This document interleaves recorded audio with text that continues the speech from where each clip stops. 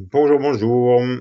Donc, on va continuer les vidéos sur les lois noaïdes. Donc, la première avec laquelle nous avons commencé, c'est l'interdiction de l'idolâtrie. On a vu dans la vidéo précédente que le Créateur du monde ne se révèle pas directement à nous, car sa lumière est tellement forte, tellement puissante, qu'on ne tiendrait pas le coup. Néanmoins, il se révèle à nous donc petit à petit pour qu'on puisse s'adapter à cette nouvelle réalité, à sa présence, changer au fur et à mesure. Et il se révèle à nous au travers de différentes forces. Donc on le voit dès l'Antiquité avec, par exemple, la grande importance qui était donnée à l'astrologie. Donc de tout temps, les êtres humains se sont intéressés aux étoiles, à leur disposition, à leur évolution. Ils en ont vu des signes, ils en ont vu l'avenir, on le voit encore aujourd'hui avec les horoscopes. Et il y a aussi énormément d'utilisation tout au long de l'histoire de différentes formes de magie. Encore aujourd'hui, il y a des personnes qui font des voyages astraux, donc leur corps est à un endroit, leur esprit par ailleurs. On a également des choses comme l'hypnose, avec des personnes qui vont aller jusqu'à voir les vies antérieures des personnes grâce à l'hypnose. On a également des pratiques comme la nécromancie, qui est le dialogue avec des défunts.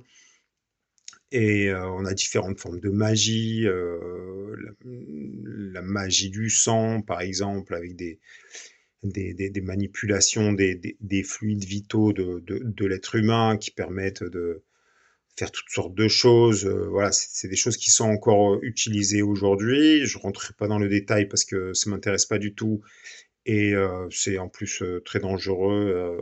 Voilà, je rentrerai pas du tout dans le détail de ce genre de choses. Et d'ailleurs, je ne recommande pas de s'y intéresser parce que ça n'amène que des problèmes.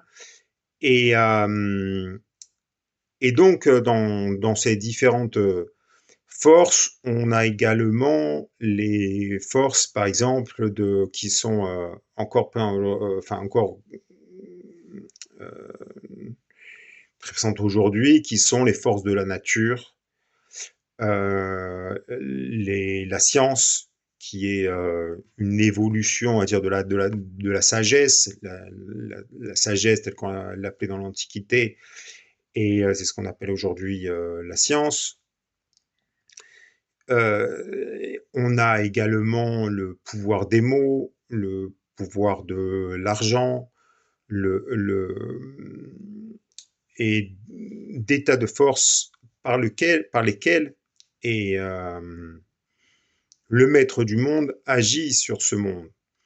Alors le danger, c'est que on peut y voir dans ces forces une entité indépendante du créateur. Et en fait, c'est ça l'idolâtrie. C'est-à-dire que si on considère que la nature fonctionne de manière indépendante au créateur, c'est une forme d'idolâtrie. On va croire dans la nature. C'est ce qui se passe aujourd'hui avec toute cette idéologie qui vient du darwinisme.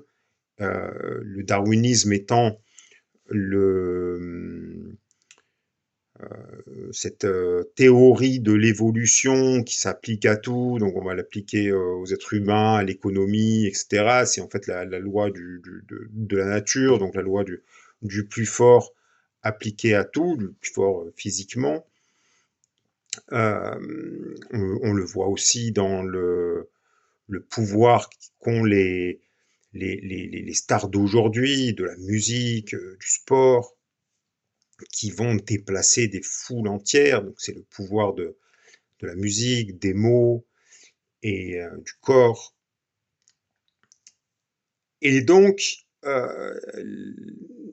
l'idolâtrie, c'est ça. Et c'est très très bien illustré et c'est vraiment très intéressant de comprendre et de lire le livre de l'Exode à ce propos, parce que donc avant la révélation du Créateur et de sa Torah sur le mont Sinaï à Moïse, on a ce qu'on appelle les plaies d'Égypte. Et les plaies d'Égypte, c'est un dialogue entre le Créateur par Moïse et Aaron et Pharaon. Et donc Pharaon et ses mages, ses astrologues, ses magiciens étaient les spécialistes de l'époque de la manipulation de ces forces dont j'ai parlé précédemment. Ils connaissaient parfaitement toutes ces sciences, on pourrait appeler aujourd'hui sciences occultes, de l'astrologie, de la magie, etc. La nécromancie, toutes ces forces-là. On le voit avec les réalisations fabuleuses qu'ils ont faites. On ne comprend pas aujourd'hui encore comment ils ont pu monter des pyramides avec toutes sortes de calculs pas possibles liés aux étoiles, etc. C'est encore très mystérieux aujourd'hui. Et c'est tout simplement parce qu'ils connaissaient très très bien toutes ces forces, toutes ces puissances. Donc le Créateur, et au travers des différentes plaies d'Égypte, il y a un dialogue qui se crée. Donc il envoie une plaie et à chaque fois, Pharaon essaye de reproduire la plaie, échelle différente. Et quand il y arrive, grâce à ses mages ou ses astrologues, même dans une moindre mesure, il va se rassurer en se disant, bon ben voilà, Moïse, c'est rien de plus qu'un très bon magicien. Donc voilà, la plaie des grenouilles, il la reproduit, même si c'est à petite échelle. La plaie du Nil et des eaux qui se transforment en sang, il arrive à la reproduire. Et jusqu'à un moment où il n'arrive plus à reproduire ces plaies-là, et là il commence à comprendre qu'il y a donc un maître du monde au-dessus de toutes ces forces.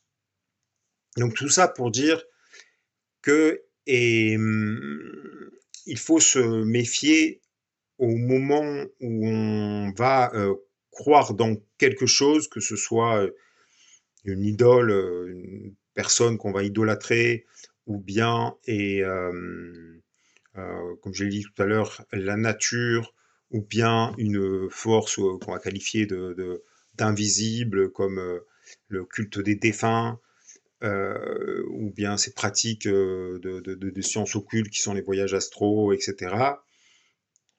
Si on met notre confiance là-dedans et si on commence à croire démesurément là-dedans, alors c'est sûr que ça peut paraître attractif dans un monde où on a un peu une impression de désenchantement du monde.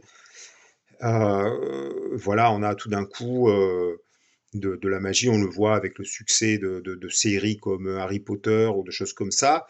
Et ça plaît beaucoup parce que on a besoin de croire dans des choses comme ça, d'autres dimensions, on va dire, qui agissent dans notre monde.